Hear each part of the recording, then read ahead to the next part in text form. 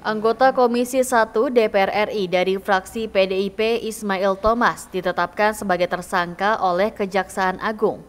Penetapan tersangka ini terkait dengan kasus dugaan pemalsuan dokumen perusahaan tambang di wilayah Kutai Barat, Kalimantan Timur.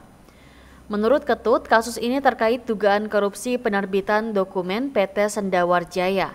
Ismail diduga memalsukan dokumen-dokumen terkait dengan izin tambang di Kutai Barat. Usai ditetapkan sebagai tersangka, Ismail Thomas ditahan untuk 20 hari pertama di Rutan Salemba, cabang Kejaksaan. Adapun Ismail menjabat sebagai anggota DPR RI sejak tahun 2019. Sebelumnya dia merupakan Bupati Kutai Barat 2 periode selama 2006 hingga 2016.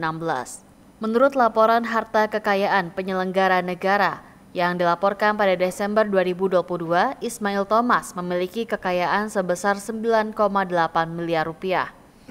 Mengutip situs LHKPN, Komisi Pemberantasan Korupsi, kekayaan itu terdiri dari sejumlah aset, diantaranya 7 bidang tanah dan bangunan, dengan nilai total 2.238.050.000 rupiah.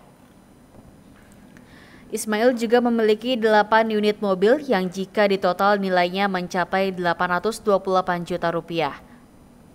Tak hanya itu, Ismail juga mempunyai harta bergerak lainnya sebesar 381 juta rupiah.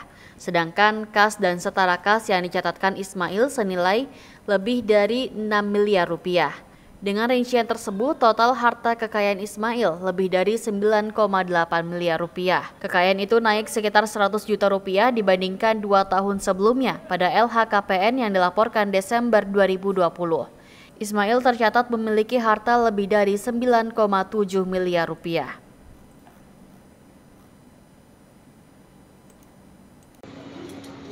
Ada pertanyaan?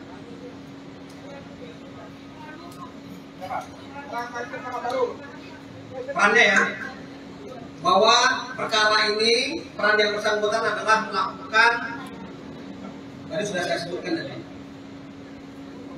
memasukkan dokumen-dokumen terkait dengan perizinan pertambangan yang digunakan untuk kepentingan proses persidangan.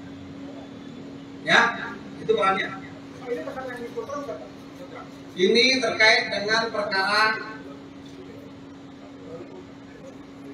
PT Sendawar Jaya. Jadi posisi kasusnya tadi, jadi proses beliau ini adalah dengan orang lain ya, yang belum ditetapkan tersangka, sehingga kita juga sangkakan pasal 55 ayat 1 KUHP ya, melakukan pemalsuan dokumen untuk kepentingan proses persidangan. Ya, di tahap pertama kita kalah, selanjutnya kita menang, dan selanjutnya ini masih dalam proses peradilan. Dan kita ketemukan yang bersangkutan salah satu orang yang melakukan dan membuat dokumen-dokumen palsu untuk menangkan suatu perkara.